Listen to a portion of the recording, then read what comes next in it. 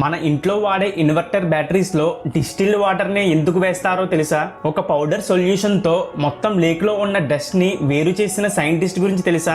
ఇంకా ఇలాంటి ఇంట్రెస్టింగ్ విషయాలు ఈ వీడియోలో తెలుసుకుందాం. వీడియోలోకి వెళ్లే ముందు నాదొక చిన్న రిక్వెస్ట్, మీరు ఇంకా మన ఛానల్ ని సబ్స్క్రైబ్ చేసుకోకపోతే కింద రెడ్ కలర్ లో ఉన్న సబ్స్క్రైబ్ బటన్ ని క్లిక్ చేసి దాని పక్కనే ఉన్న గంటని కూడా యాక్టివేట్ చేయండి. నేను ఇంకా మంచి వీడియోస్ చేయడానికి నాకు ఒక మోటివేషన్ లా ఉంటది. ఇక లేట్ చేయకుండా వీడియోలోకి వెళ్ళిపోదాం. మన ఇంట్లో వాడే ఇన్వర్టర్ బ్యాటరీస్ లో అప్పుడప్పుడు మనం డిస్టిల్డ్ వాటర్ ని ఫిల్ చేస్తాం. అసలు ఇన్వర్టర్ బ్యాటరీస్ లో వాటర్ ని ఎందుకు ఫిల్ చేయాలో ఇప్పుడు తెలుసుకుందాం. మన ఇంట్లో వాడే ఇన్వర్టర్ బ్యాటరీస్ అనేవి ఎలక్ట్రోకెమికల్ రియాక్షన్ ప్రాసెస్ ద్వారా వర్క్ అవుతాయి. ఈ ప్రాసెస్ లో లెడ్ యాసిడ్ బ్యాటరీస్ ఛార్జ్ అయినప్పుడు ఎలక్ట్రికల్ ఎనర్జీని కెమికల్ ఎనర్జీగా కన్వర్ట్ చేసి స్టోర్ చేస్తాయి. అలాగే డిశ్చార్జ్ అయినప్పుడు స్టోర్ అయిన కెమికల్ ఎనర్జీని ఎలక్ట్రికల్ ఎనర్జీగా కన్వర్ట్ చేసి మన ఇంట్లో ఉన్న ఎలక్ట్రికల్ అప్లయన్సెస్ కి సప్లై ఇస్తాయి. ఈ ప్రాసెస్ అంతా జరగడానికి బ్యాటరీస్ లోపల 2 మెయిన్ పార్ట్స్ ఉంటాయి. ఒకటి ఎలక్ట్రోడ్స్, మరొకటి ఎలక్ట్రోలైట్. ఎలక్ట్రోడ్స్ అనేవి 2 టైప్స్ ఉంటాయి. ఒకటి యానోడ్, మరొకటి క్యాథోడ్. ఎలక్ట్రోలైట్ అనేది ఒక acid solution.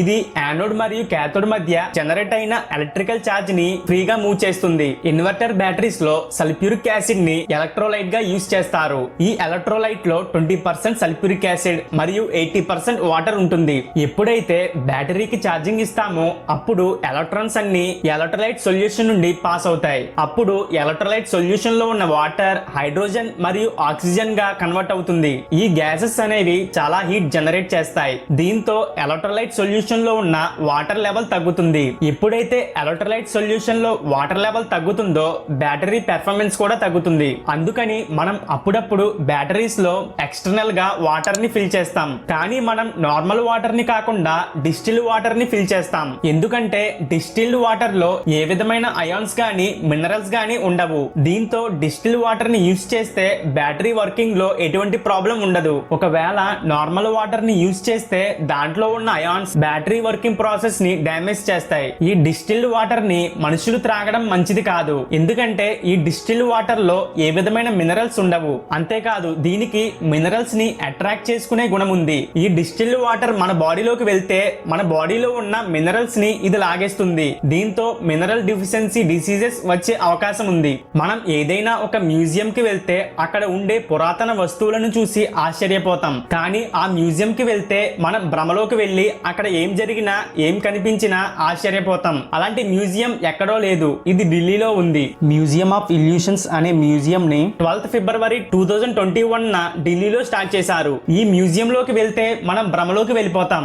Museum of illusions లో మిర్రర్స్ ని యూజ్ చేసి డిఫరెంట్ రిఫ్లెక్షన్స్ వచ్చేలా చేస్తారు. ఇలా చేయడంతో మన కంటికి కనిపించిందంతా ఒక భ్రమలా ఉంటుంది. ఈ మ్యూజియం లోకి వెళ్తే అక్కడికి వచ్చిన వాళ్ళతో కంపేర్ చేసుకుంటే హైట్ లో చాలా పొట్టిగా, డైనింగ్ టేబుల్ మీద ఉండే ప్లేట్ లో మన తల ఉన్నట్టు, మనం ఫ్లోర్ మీద నడిస్తే మొత్తం రూమ్ లో ఉన్న అన్ని సైడ్స్ నుండి నడిచి వస్తున్నట్టు, ఇంకా ఇలాంటి చాలా ఇల్యూషన్స్ కలుగుతాయి. అంతేకాదు ఈ మ్యూజియం ద్వారా న్యూటన్స్ లాస్ ని ప్రాక్టికల్ గా ఎగ్జామిన్ చేయొచ్చు. ఈ మ్యూజియం యొక్క ఎంట్రన్స్ టికెట్ 500 నుండి 700 మధ్యలో ఉంటుంది. మీలో ఎవరైనా ఇల్యూషన్స్ ఆఫ్ మ్యూజియం కి వెళ్తే కింద కమెంట్ లో మెన్షన్ చేయండి.